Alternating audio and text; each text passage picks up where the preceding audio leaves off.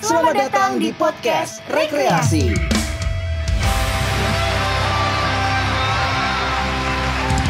TVRI Yogyakarta. Halo Sobat Rekreasi, kembali lagi bersama aku Salma dan aku Rahma. Kali ini kita akan menghadirkan orang keren nih teman-teman. Betul sekali, banyak banget pencapaian dan pengalaman yang didapatkan. Padahal dia baru seumuran aku, tapi pencapaiannya tuh udah bejibun banget. Berarti lebih muda dari aku. Iya, ketahuan lebih... ya aku, tuanya ketahuan ya aku. Enggak, Amba mah kelihatan umur 5 tahun ya teman-teman ya Sobat Kreasi ya. Nah kita langsung panggil aja gak sih siapa Boleh. orangnya? Halo Mas Adi. Halo Mas Halo. Adi. Gimana kabarnya? Alhamdulillah baik. Dari mbak-mbaknya gimana? Alhamdulillah baik. Oke. Perjalanan lancar? Perjalanan apa nih? Perjalanan ke sini. Ke sini ya. Perjalanan cintanya kayaknya kalau dari mukanya suram ya Oke. Mbak ini. Kalau perjalanan lancar-lancar aja. Soalnya deket juga kan. Semoga selancar apa namanya siaran kita hari ini ya, rekaman kita hari ini. Ya. Oke. Nih Mas, Dari gimana Mas nih, Adit sendiri ini bisa perkenalan dulu mungkin buat teman-teman Sobat Rekreasi biar pada tahu Mas Adit ini dari mana sih? Oke. Asal muasalnya. Hai semuanya. Kenalin aku Adit.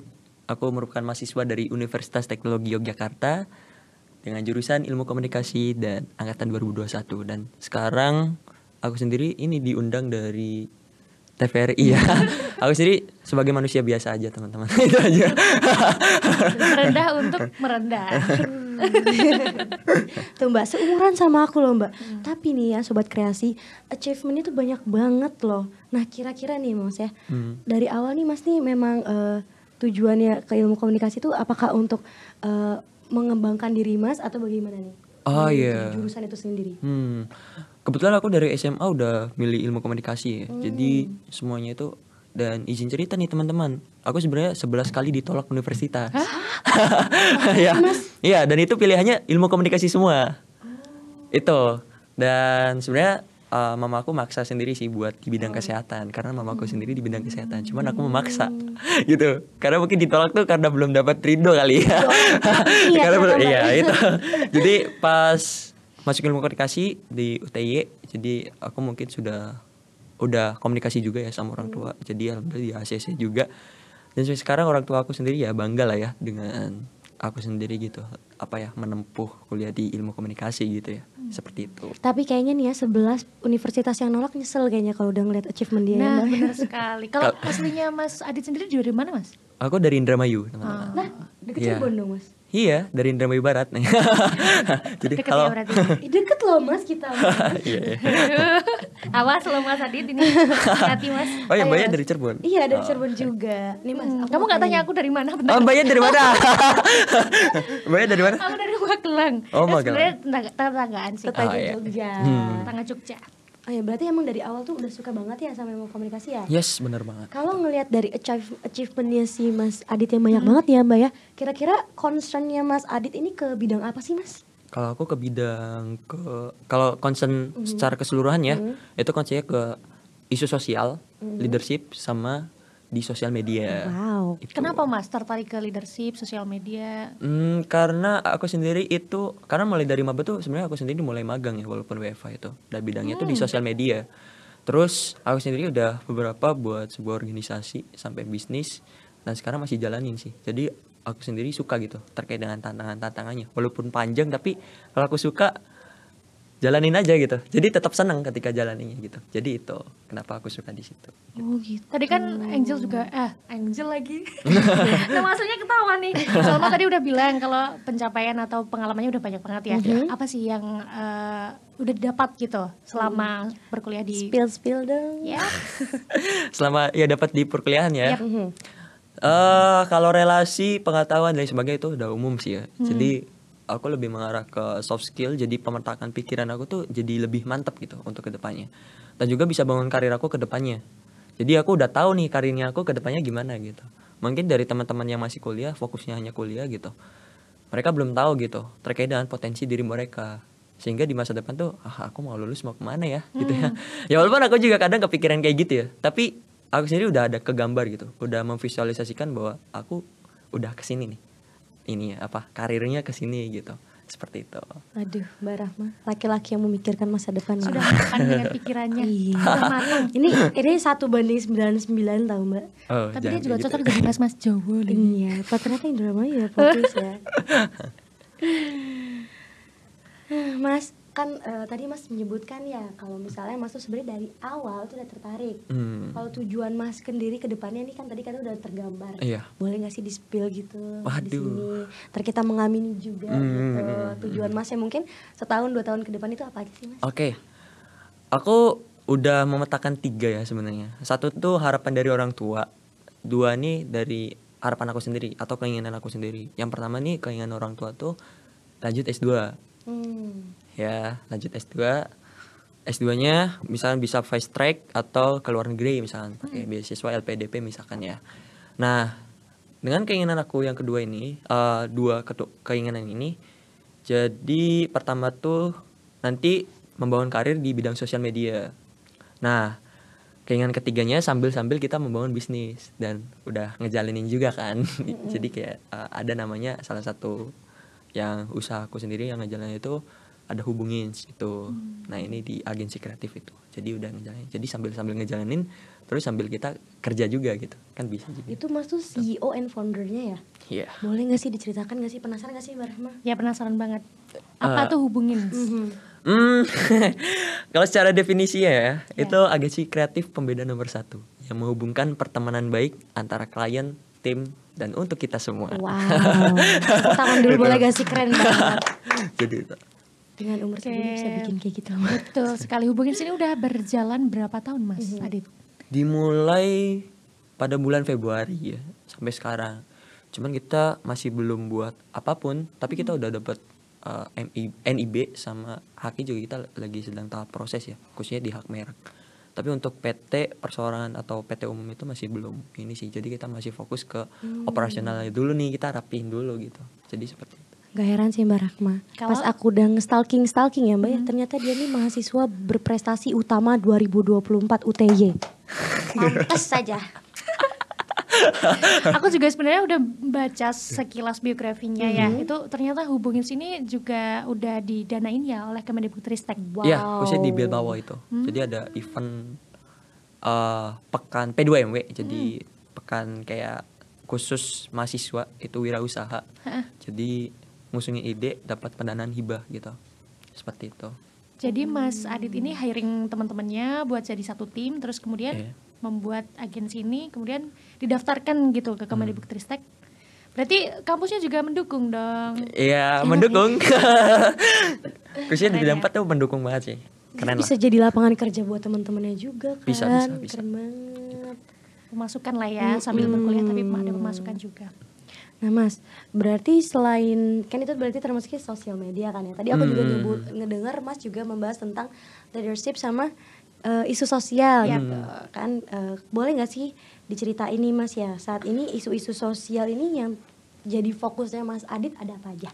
Oke, untuk isu sosial ya, khususnya di people creation sih. Jadi aku sendiri melihat dari sebuah permasalahan di kampus aku sendiri. Dari tiap manusia-manusia atau mahasiswa di UTY itu, saya rasa secara pemikiran, pemetakan pikiran itu masih kurang.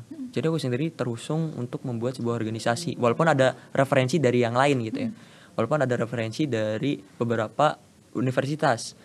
Nah, kebetulan aku sendiri sebelum ngebuat organisasi ini juga izin terlebih dahulu beberapa organisasi yang di universitas lain gitu. Nah, jadi aku sendiri terdorong referensi dari kampus-kampus negeri, PTN gitu. Nah, aku terdorong di situ. Jadi walaupun secara secara mendasar itu atau secara fundamental itu masih belum kelihatan, tapi secara mendalamnya gitu, wah udah berdampak banget sih. Jadi itu. Jadi isu sosialnya seperti itu. Jadi ke people creation, jadi pemetakan pikiran atau design thinkingnya itu. Kita kuliah, kita misalkan nih ada teman-teman kayak sesimpel bahwa ketika ada seorang teman sering ngegibah temannya yang lain, padahal itu justru berbahaya banget ya. Sekarang udah banyak banget kan kasusnya yang sampai bunuh diri. Kemarin aja itu kan gara-gara dibully di apa. Iya, benar. Nah, dengan simple seperti itu tuh kita harus bahas di situ bahwa kita ngedukasiin ke mahasiswa-mahasiswa bahwa kita nggak boleh kayak gitu. Dan kita juga membangun sebuah kayak good environmental gitu ya, atau lingkungan yang bagus gitu, bahwa kita tidak boleh untuk melakukan kegiatan-kegiatan yang sekiranya itu tidak bermanfaat, justru malah menjerumuskan diri mereka sendiri gitu, bahkan sampai ke orang lain. Jadi itu sosial isunya.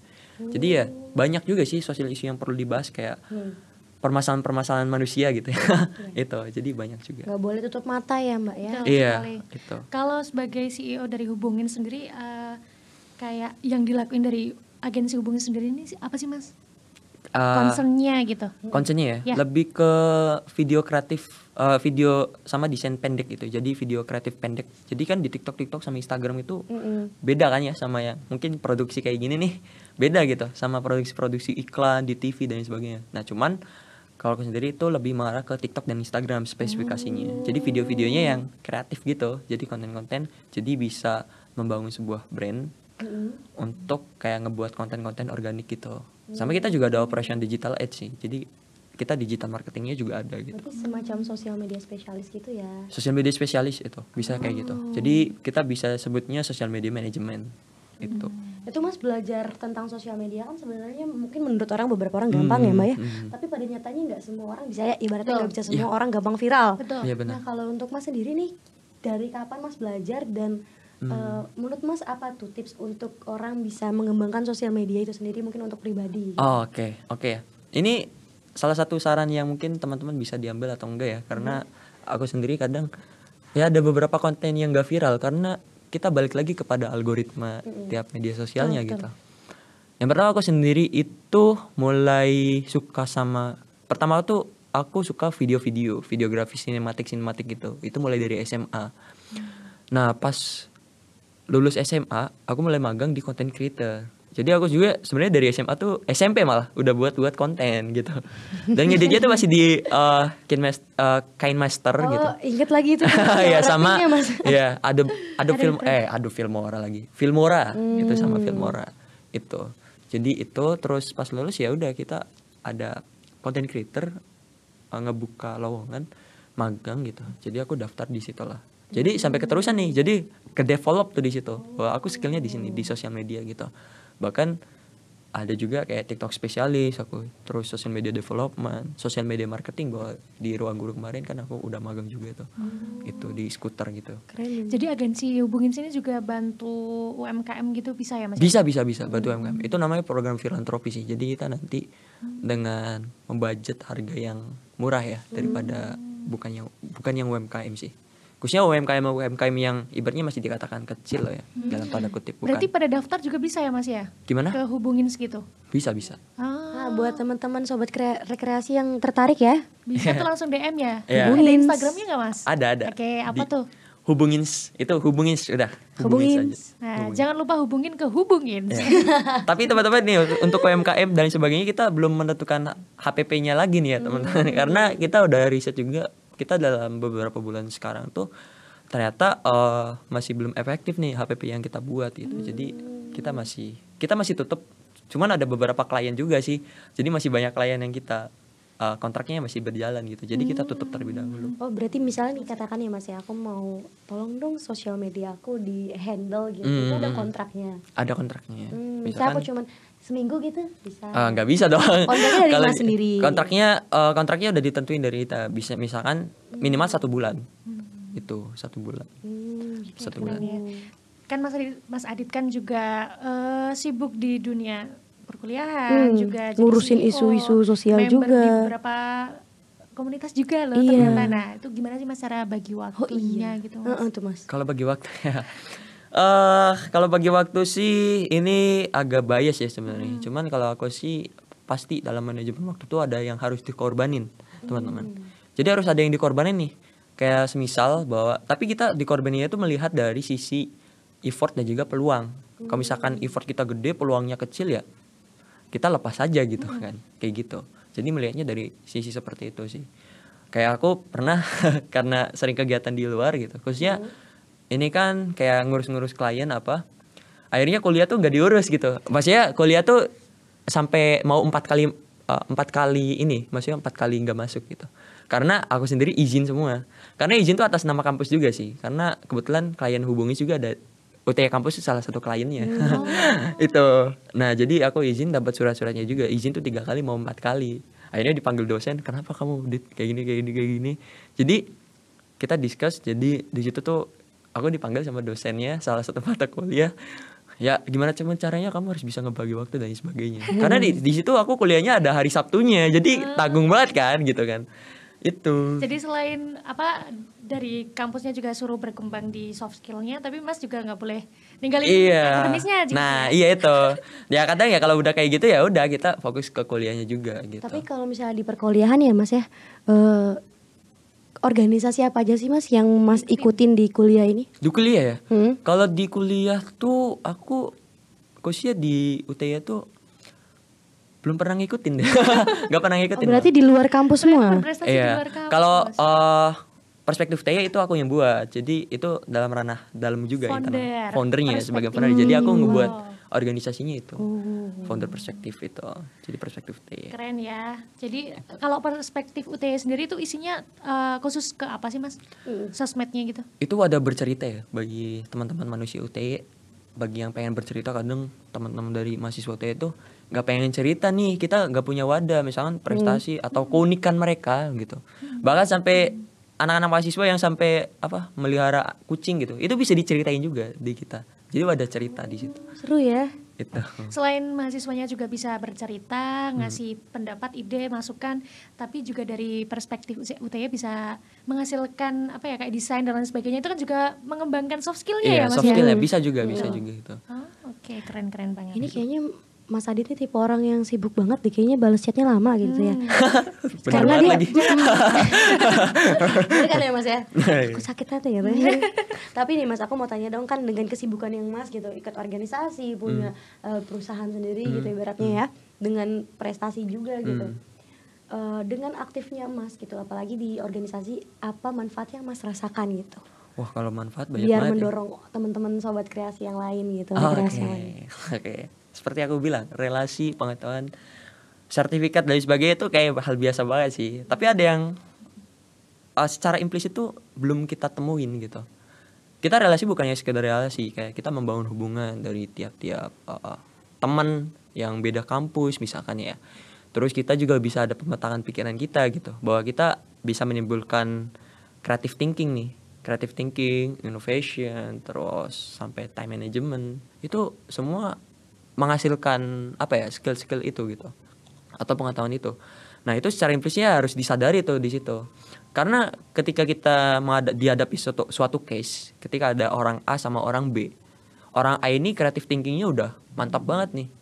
Dia secara solusi dan lain sebagainya ada terus nih kreativitasnya. Padahal itu sebuah hal yang biasa nih ya. Kayak aku sendiri ngomong kayak gini nih, ya mungkin diciptakan oleh suatu kreativitas gitu kan. Ya ini hal biasa, tapi nggak semua orang bisa. Kalau misalkan orang yang kreativitasnya masih di dalam tanda kutip, mohon maaf, kurang ya, itu nggak semudah orang yang dikatakan creative thinking tuh simple loh, kreativitas cuma kayak gini doang loh. Iya kayak gini doang loh, tapi susah loh, beneran. Ada yang susah. Pengaplikasiannya, kalau pengertiannya mah kita bisa baca Yes, ya, kita bisa nulis ya. Tapi kalau pengaplikasiannya agak susah. Susah, bener. Itu harus dipahami. Jadi itu. Sekali. Jadi kayak simpelnya, ketika kita masuk sebuah organisasi, ketika orang A mengusung sebuah ide pengaplikasian, itu hal yang biasa. Tapi ada orang B yang nggak bisa memberikan suatu ide gitu dan sebagainya. Jadi itu sebenarnya bukan hal yang biasa gitu kan. Jadi aku di situ membagi tipe-tipe orang sih. Jadi kayak ada beberapa orang selaku konseptor dan ada orang selaku eksekutor. Jadi di situ mungkin aku kreativitasnya itu munculnya di konseptornya. Ya tapi aku juga kadang di eksekutornya juga sih. Praproduksi lah kalau kita. Itu ya kayak gitulah. Jadi terkadang ada orang juga ketika kita diberikan suatu tugas, kreativitas tuh muncul di situ. Kayak orang-orang teknikal ya biasanya. Itu. Tadi kan kita udah bahas tentang sosial media, terus isu-isu sosial. Tadi belum dibahas Mbak, gimana caranya Mas Adit ini melatih leadershipnya gitu. Boleh gak sih di spill? Oke. Kalau aku sendiri itu learning by doing ya. Jadi kayak aku belajar leadership tuh sebenarnya ada juga ya dari beberapa teman-teman, karena aku pernah masuk organisasi yang ibaratnya ranahnya itu nasional. Jadi banyak banget orang-orang yang organisasi itu tuh pas demis tuh wah lulusannya udah keren-keren gitu kan. Apalagi aku pernah kan jadi di organisasi itu tuh jadi CRO, jadi shiftnya. Jadi staffnya tuh ada anak S2, ada anak ITB semester 5, yang aku masih semester 3. Wow. Gitu. Jadi itu tuh aku jadi challenge ya. Jadi saling belajar juga di situ, kayak nge-handle-nya gimana gitu kan. Nah, jadi kayak gitu. Bahkan sampai dari S2 itu udah kerja di Sinta gitu ya. Jadi yang ngurus-ngurus jurnal gitu. Jadi kita saling belajar gitu. Jadi banyak permasalahan di situ. Jadi aku belajar sehingga kayak kebentuk gitu. Kayak problem solvingnya itu kayak pemecahan masalahnya, emotional intelligence-nya ketika ada masalah. Kita gak boleh ribut sana sini, coba tenangin dulu gitu.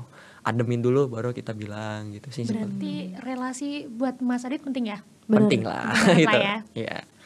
Kayak relasi tapi tanpa soft skill yang ada juga susah juga sih Mas sebenarnya. Bener. Jadi relasi itu sebenarnya kalau kita cuman follow-followan doang nih kayak kita misalnya nanti di layar belakang kayak kita follow-followan gitu. Nah, ya, Terus udah jadi penonton story aja gitu, nggak ada misalkan ngechat gitu.